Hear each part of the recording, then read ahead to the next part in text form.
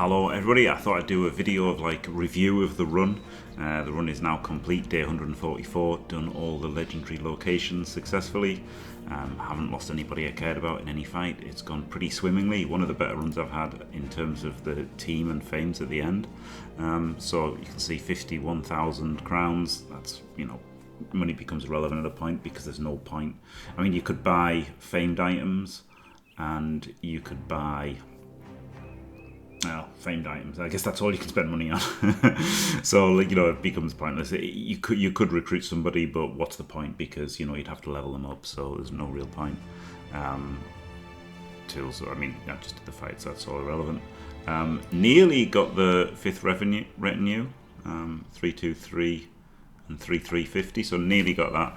I had the scout, but I switched it for the surgeon for the monolith in case my tank died. I thought that was a good idea. Scavenger is pretty good. Get loads of tools when you fight orcs. Scout is really good. Scout and lookout are the best two. And then he just came in just for the monolith, and also Goblin City, because I just thought I just want to do these two fights back to back, and if somebody took a lot of damage in Goblin City, if they got focus fired, making the injury take one less day to heal would be good. The new blacksmith was okay, I guess. Increased repair speed and reduced tool consumption. It was okay. Wasn't earth shattering or anything. Fine. Obviously upgraded the wagon fully, and we can look at the guys that died. These guys didn't get names, but then when I realised I should name all of my guys. It was only Dimmies that died, so they were all expendables. Even this guy who lived 22 days, he was very expendable. He's only getting to 70 attack and 20 defense, so no real losses honestly on the run. No losses that I cared about, and only 6 total. So now we can look at the team. So you see, I've got, where should we start? That's the question, isn't it? Let's start with the reserves. I've got a indebted, because you don't have to pay him wages, and he's level 2, and then he's got bags and belts, so he can carry stuff. Replacement armors, helmets, stuff. Same with this. Historian has to be level 2 to read the black book, so you always want a historian. And you've got a monk as well, who can be, you get a lot of events from having a monk. So these 3 reserves, they're all level 2 with bags and belts. The historian has to be level 2 to be able to read the black book. So it all works out kind of okay. I don't always have these, of course. Sometimes you've got 12-man origins. If you've got a 12-man origin, you really want a cultist level 7 to read the black book.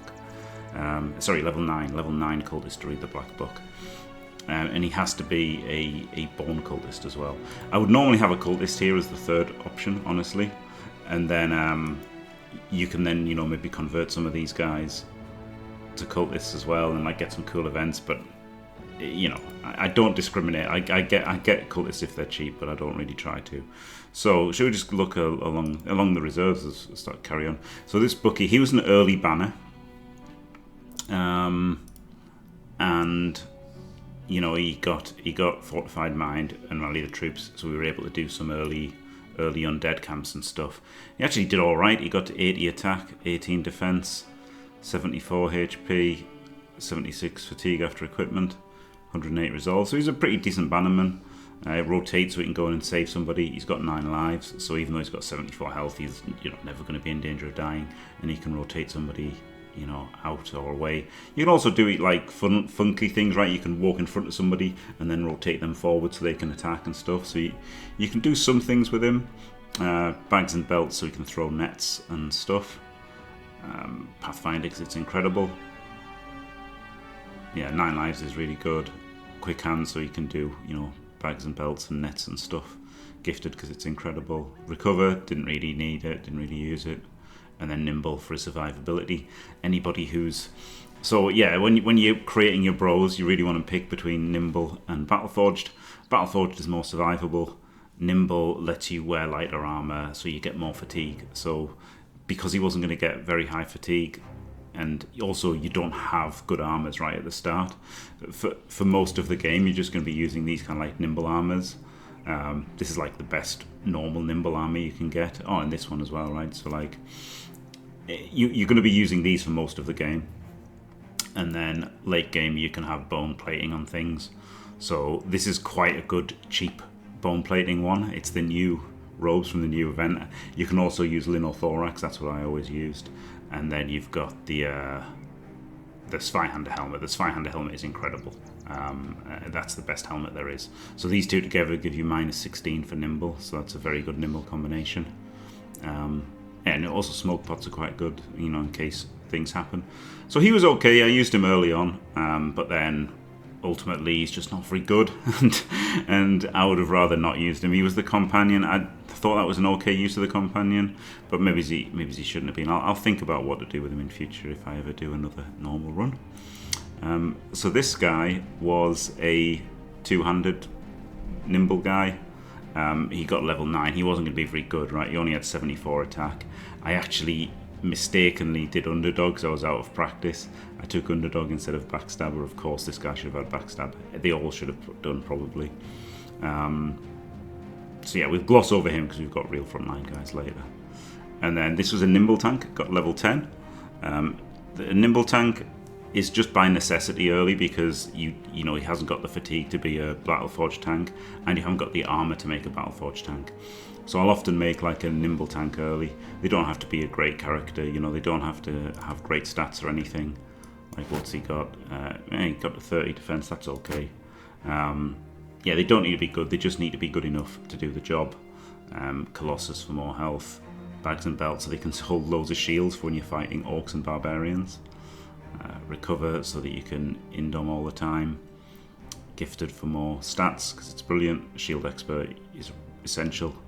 Underdog's essential for these guys. So yeah, so this guy was okay. He did a job. Let us do some fights like versus barbarians and stuff. Indoming versus unhalts. So yeah, not bad. Right, let's go to the real team now.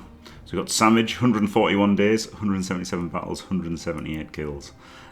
This is the typical kind of ranged build that I make. We've got 9 lives, so it never dies. Means you don't have to boost HP, hardly at all. Bags and belts, so then you can do all sorts of funky things. We've got the Spiked Impaler, that's my favourite weapon, probably in the entire game. It's so good. The knockback that it inflicts, you know, like you're essentially CCing enemies. If somebody's got, like, you know, a man-splitter, right, berserker, you just hit him with the Spiked Impaler, he can't attack you. And it's just amazing, you know, and like, it's literally so good. You can clear people out of your zone of control, you know, like let's say a Chosen can run up to you, and then you can just hit them with a Spiked Impaler, knocks him back. Then you can hit him with a heavy javelin or a pole hammer. So yeah, incredible stuff.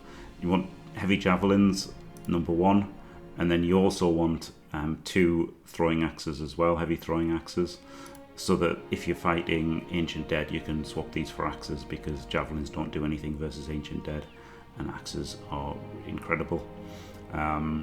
It's got a dog, the Warhound with the heavy armor. Like, I don't know how much difference the heavy armor, but you know, if it makes any difference, then it's worth it, right? When you've got loads of money, you might as well do it. Zweihander helmet's best helmet. This is like linothorax. This is the best cheap one for the combination. Yeah, crossbow's incredible. Pole hammer is the best reach weapon for damage, so he's got it. For most damages, right? Like raw damage, the best is the long axe. But when you take armor into account, the pole hammer's the best, especially for monolith. Because, you know, more armor damage, less health is good versus undead. And he's got a massive great axe. This could also be a noble sword. That's why these guys have got noble swords. For fighting necrosavants, you can have a sword and a shield and a net. But this is the usual loadout for most fights. It's just, you know, if somebody gets in combat with you, you hit them with a great axe. So he's leveled up melee skill quite a lot. Range skill obviously every level. Quite a lot of melee defense. Hardly any HP needed, hardly any fatigue needed, and quite a bit of resolve actually, right? Did get the arena fight, so it was 53 resolve. So yeah, pretty good. Pretty good labourer, a Daydailer, sorry. So yeah, you've got Berserk Frenzy. So you can like shoot loads of javelins and then get more damage and throw more javelins. Nimbles for survivability. Duelist because it increases your javelins, and also, you know, if you use a sword, two-handed sword, one-handed sword, which you could, right? Pretty bad melee skill. Could have had a noble sword, but the main thing, this is for like orcs and stuff, right? Where you just want to one-shot them. Then you've got throwing mastery, obviously, because it's going to be a thrower. No crossbow mastery. I just don't think you need it. Like, the additional 20% is pretty incredible, and you can use guns and stuff, and the skills build up 25% less fatigue. Like, it's decent, but the thing is, because like I just tend to make like bad bros into these throwers, I just generally take the stats of gifted earlier, and then I'm doing things. So yeah, we've got 9 lives, so they don't never die, never in danger. Bags and belts, obviously you can see that. Pathfinder, it's great to move around.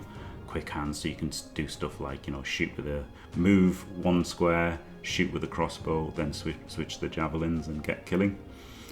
So yeah, I think this is a great build. If you've got a really good bro, you can drop gifted. If you've got a bad bro, you can take fast adaptation instead of killing frenzy. Fast adaptation is incredible early, so it's certainly, like other runs I've had multiple fast adaptations in. It's just this time I just didn't bother. It doesn't really matter. Like, I guess it probably is better to have killing frenzy late game, but it's probably better to have fast adaptation early.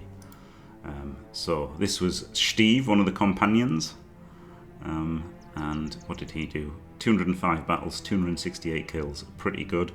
He's got the arena fighter for an extra 5 resolve. So same as the other one, right? 59 HP. I don't know what. I think it's probably about 105. Oh, I don't need to take these out. Something like 105, 110 fatigue. So quite a lot of fatigue actually. So yeah, that puts him on 65, 67. So they've all got about 110. They've all got about 110 fatigue.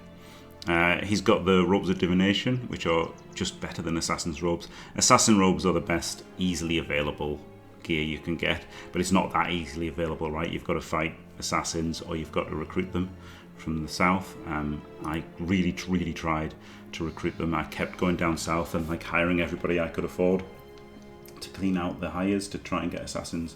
Never got assassins. Very unlucky. But yeah, you know, like this is good. So because he's good, he didn't need gifted. So I gave him crossbow and firearms mastery. I do actually have 2 guns. I fought one of the southern states and got a couple of guns off them. I didn't really double gun with him hardly at all. I used to love double gunning with fearsome. Now I don't bother taking fearsome. I just think it's irrelevant. You just do not need fearsome to win any fights. I prefer to take like things that just, you know, help more than fearsome. I just think it's irrelevant. Everything breaks so easily, so quickly, that you just don't need fearsome. I don't feel like it ends fights sooner. So I'd rather mitigate bad RNG or, you know, my own stupidity. So yeah, the crossbow I wasn't really a fan of.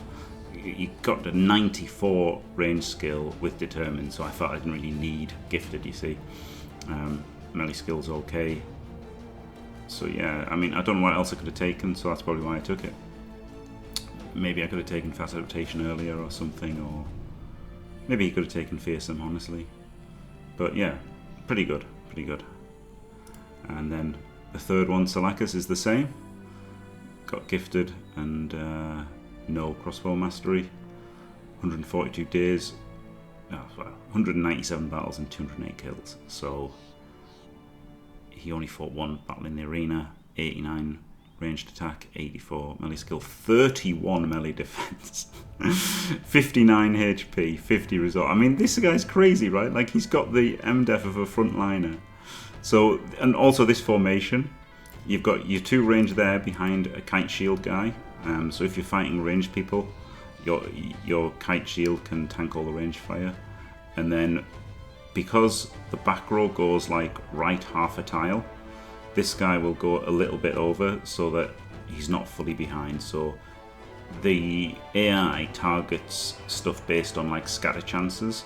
So because there's 2 guys behind him and there's not really one behind him, it will just go for this guy all the time, and he'll tank all the shots on the kite shield. So this is my usual defense. Fighting orcs or something, he can come in to protect him. But you know, even then, because he's the 31 MDef one, he's the higher MDef. Like he's the higher MDef one on this corner for normal fights. You know, noble armies and stuff like that. Anything with ranged, he's off to the side, and he can completely handle himself with 31 MDef. So if we look at some normal frontliners now. This is the somewhat standard frontliner that I go through the game with. This is the first time I've actually built them all like this, but so you can see he's just a brawler, nothing special. 126 days, 186 battles, 194 kills, 100 HP. I like 100 just because it's a round number. There's no reason to beat 100. This could be 95, 90, 85 is going to be absolutely fine, honestly. 104 fatigue. So, you know, maybe I could have not taken a 4 in HP and taken a 4 in fatigue, you know, once or twice. Doesn't really matter, honestly. There's no benchmarks you have to hit or anything. But, you know, more is better for every stat, except really, well, no, everything more stat is better, but you want melee skill every single level, melee defense every single level, and now you see he's got 4 veteran levels, so he was only 28 in level 11. But yeah, he gets these every level. Don't level fatigue much. You want quite a lot of resolve, and you want quite a lot of HP, because just, you know, again, it's mitigating RNG. We just do not want things to die. So adrenaline is just incredible early for killing things. I would recommend taking that early, probably earlier than I did. I was out of practice and I didn't think too much.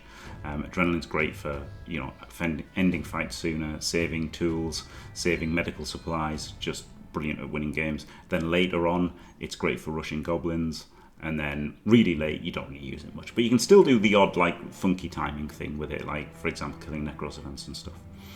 So he's got Colossus and 9 lives for maximum survivability. We've got Pathfinder to move around. Got Quick Hands for, again, more damage, right? Because if you can't reach somebody, you hit them with your two-hander. You can hit them with your reach weapon.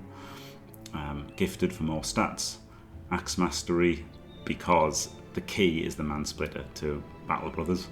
And then I took Underdog, and I regretted Underdog on absolutely everybody, but, you know, I just automatically did it, and it's still good, right? Like, it's still fine.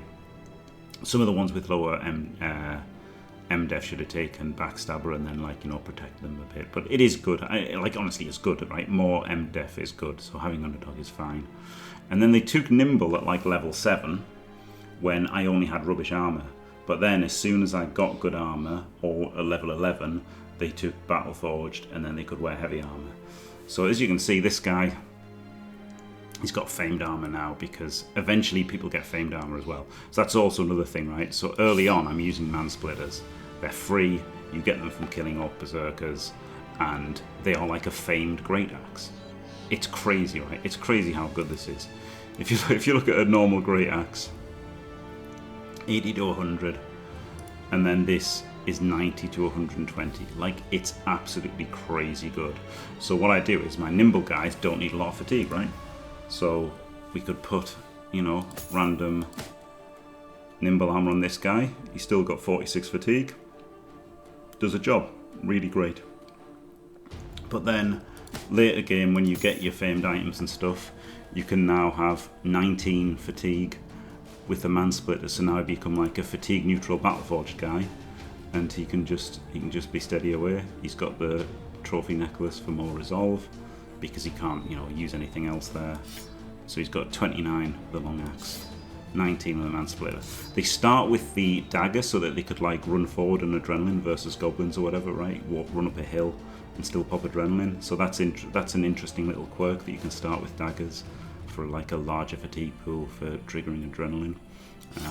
For example here, right, if I was to run 4 tiles forward and go up a hill, I wouldn't be able to pop adrenaline. But with starting with the dagger, I can pop adrenaline, then next turn switch to the Man-Splitter and kill somebody. So yeah, interesting.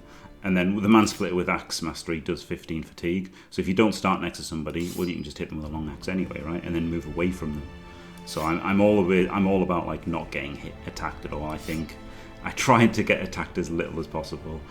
with Colossus on everybody and 9 lives. Well, Colossus on most people and 9 lives on everybody. And, you know, Underdog and Nimble and Battle. I just, all the survivability things, because killing things isn't too hard, especially when you've got these guys. These guys are just unbelievable with the javelins. They kill so much stuff. So yeah, G. Clark there, 186 battles, 194 kills, pretty good. You know, for a guy who's just like, you know, they obliterate things, right? Mansplitters are so powerful. And every frontline guy is exactly the same, pretty much. Here's another one. Now, this guy actually gets Nimble and Battleforged, right? This guy has got 73% from Battleforged. This guy's got 73 from Battleforged and only takes 68% to HP from Nimble. So, you know, because I've got these famed items and the Kraken plate as well, I can actually have really light, quite light armor that's also 297, 282. So great combination that, again, like, it means you can use all of the famed items you find. You know, sometimes you haven't built anybody like this, you've just got to waste these kind of armors. But instead you don't have to. He's got a dog because he's got a bit more fatigue now, right? 29 with the Mansplitter. So it'd be really nice if that was 30, so we could occasionally round swing, but never mind. But, you know, sometimes he'll be able to let the dog out, so kept the dog on him. So same thing with Distorter here, 184 battles, 220 kills, all the same. So yeah, Adrenaline is great early. I forgot to mention this. What it's really good for is 2 legendary fights. The Kraken, so that when your guys are naked and hiding in bushes, if something goes wrong, they can Adrenaline and get to safety and hide in another bush. And then also when you're doing the Lawkeeper, these guys can hunt the jars, and then they get to swing with a long axe, and if they miss it, then they can Adrenaline, and you see, so you'd stand here, right, 47 fatigue, and then you would Adrenaline, which would put you down to 27, and then you'd switch this and you'd still have 27, right? That's the thing. It wouldn't go down because you'd still have. Oh, sorry, you'd still have the 20 available. Point is, yeah. The point is, it wouldn't affect it. So you'd have your dagger out, ready to attack the jar, pop Adrenaline, then switch and attack, and then next turn you'll be able to attack again. So it makes hitting the jars a 1 in 400 instead of a 1 in 20. So it really helps versus the Lawkeeper. Well, it doesn't really help. It absolute insurance versus the Lawkeeper, the Sunken Library fight, and it also massive insurance versus the Kraken legendary fight. Now, the reason my banner is on the bench is I got a new banner. He unfortunately was, you know, as a hedge knight, I was hoping for more attack. He didn't roll good attack. He's been there for 67 days, so I've got him quite late. 79 battles, 77 skills, so he's really skilled up quickly. I gave him, like, you know, loads of potions and training and stuff. He got +5 resolve from the arena towards the end. He's got a Mansplitter as well with famed armors, and yeah, he's pretty good, right? 102 HP, 51 fatigue with his Mansplitter out, 95 resolve. You don't need too much resolves on your banner actually.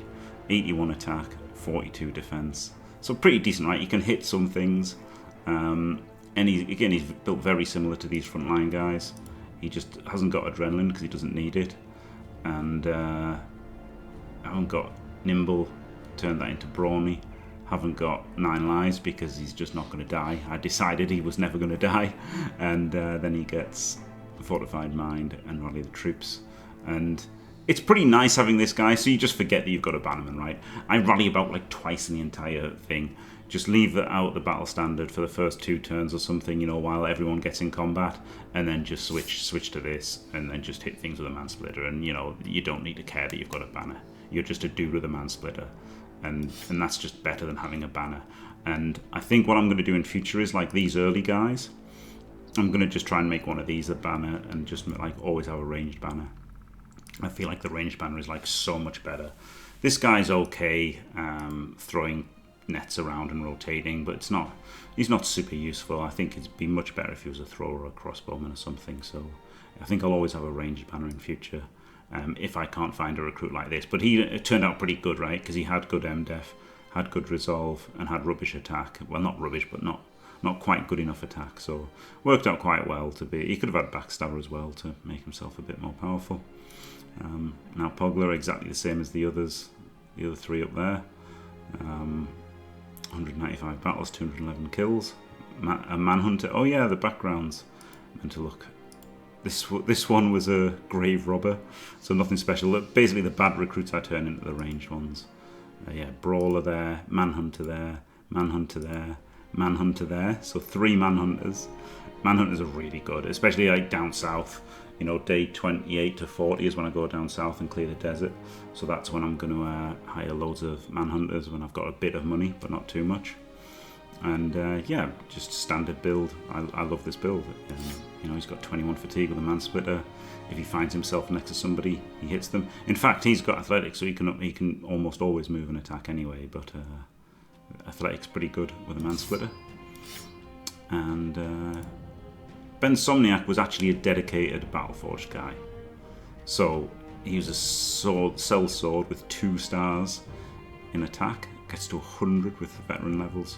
36 MDef, 100 HP as usual, 72 resolve, because I only built in Battleforged because I knew that, you know, like I'd got him past the point where I kind of needed nimble for him. So yeah, 112 days. I also had armor for him already. That's important, right? There's no point in like skipping nimble if you don't have heavy armor. So I actually had heavy armor at this point, so I didn't give him nimble, which means he replaced nimble with fortified mind. So now he's got really good resolve. I think that's quite reasonable. If his attack was worse, I could have given him backstabber. Could have given him steel brow for even more survivability, but I think having more resolve is good, right? In a minute I could give more other stats. So there you go, there's the frontline guys. There's one more frontline guy, which is Fymir, the one of the companions. Got +5 resolve from that arena. 210 battles and 380 kills. So this guy was the flail and the new legendary flail. So this new legendary flail is absolutely incredible. You've got 60 to 110 damage, which isn't that good because you're missing the 20 from the bonus for a 2-hander, but it's a range of 2, and it ignores the defense to melee defense. Ignores the bonus to melee defense granted by shields. So he's really good at hitting, right? I mean, he's 98 attack anyway, but really good at hitting them. And then the Castigate is like the Reap of the Sword Lance, right? You get to hit 3 targets with 60 to 110 damage, and with 30 armor ignore, 110 against armor. So it's pretty good, right? Also more chance to hit the head. So, and ignoring shields. It's pretty incredible. It's really good. It's a lot better than a sword lance, and I love sword lances. So yeah, this guy's really good. 98 attack, 37 defense, 175, 66. So he's obviously just gone nimble, right? There's no need for him to take Battleforged because I know I want to be using Castigate as much as possible. And also early game, he can just be trying to hit people in the head with Flame Mastery, right? You can have just a one-handed flail, double grip it, and then hit people in the head. Later on, he can get a Berserk flail, and then eventually he ends up with a Censer of the Diviner. So yeah, great stuff. He's got, you know, adrenaline like everybody else, except now he's got Berserk and Killing Frenzy. So what has he lost? He's lost the Battleforged, and he's lost the Quick Hands, and he swapped them for Berserk and Killing Frenzy. So yeah, pretty good. And again, you know, I just kept Underdog. It's just a bit of survivability. Like, I don't want these guys ever getting attacked, but you know, sometimes they will be, and you know, sometimes having an extra 5 MDef is quite good. It just makes everything a little bit safer and smoother. But yeah, you know, all the same, the Colossus and the 9 lives. Now we've got the tank, the Battleforged tank.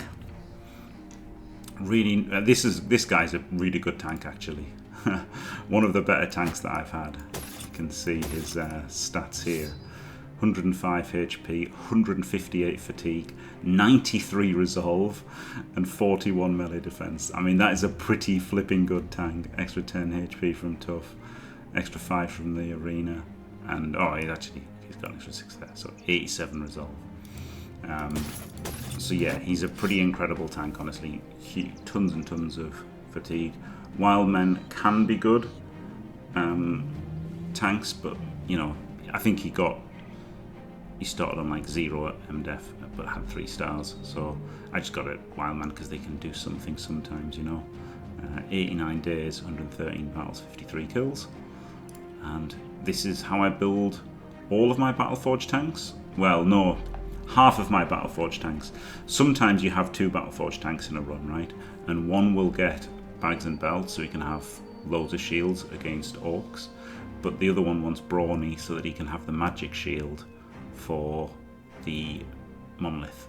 And so I went brawny, because also he's got so much fatigue he can just have shields anyway. Also I had a famed shield here, an orc shield, right? 110 durability, so I was like, okay, I just need that most of the time. Pathfinder, because I think it's incredible, you can move with the whole team, very important. Recover, because you want to be spamming Indomitable, and sometimes shield wall, so being able to recover is, you know, essential for a tank, right? Just essential. Student, level him up faster. Oh yeah, the others generally didn't take student, right? Some of them did. Okay, even he didn't. Not many of them. Yeah, he did, because like this kind of second wave recruits had student to catch up a bit, and also, you know, students. The problem with students is you're behind a skill most of the time, behind a perk, but then you only catch up at level 11. But it does mean you get like some key ones first, right? Like, it means you get a Battleforge quicker, it means you get a Nimble quicker. So there are bonuses to taking student, especially if you want to get to like level 8 for Indomitable. So yeah, more HP, better moving, essential recover, gifted more stats, essential, shield expert, more stats, essential, brawny, more stats, lone wolf, really nice for the monolith where he goes and distracts them, for the kraken where he goes and gets hit loads, and underdog obviously essential for a tank as well. And yeah, he can go and distract, you know, he can indom unholds and stuff, he can hold off loads of chosen, he can hold off loads of orcs. Very, very good guy. So yeah, normally I'd have 2 of these in a run, but sometimes if you're very lucky, you get the sword guy. So the sword guy is a decent recruit with iron lungs. 103 days, 146 battles, 193 kills. So the idea behind this is he just gets all of the legendary items, which is pretty funny, isn't it? This will be his gear. He gets the Emperor's countenance, the Emperor's armor, the reproach of the old gods, and the Gilder's embrace. So he gets all of the gold stuff. But yeah, he was a witch hunter that rolled really well. Not really well, but he had iron lungs. 88 attack, 36 defense, 90 HP, 95 fatigue, 96 resolve. So yeah, with this you're pumping attack, defense, and resolve most levels, and then, you know, HP to 90, 9500, and you just don't need more fatigue, because the idea is after you take all of these things, usually he's got the not getting stunned thing on, but he looks better with the gold chain, doesn't he? The idea is you're like a tank. You've got Lone Wolf, you've got Underdog, you've got Battleforged, you've got Pathfinder, Colossus, Fortified Mind, Steel Brow, Gifted, right? So you've got all these tank things, but then rather than indoming and recovering, you've got Sword Mastery and Fearsome, and this sword is 8 fatigue to attack with. With Iron Lungs, you've got 18 fatigue every turn, so you can attack twice every single round. So he just goes somewhere, gets surrounded by people, and then just annihilates them with the magic sword. And it's a really cool build.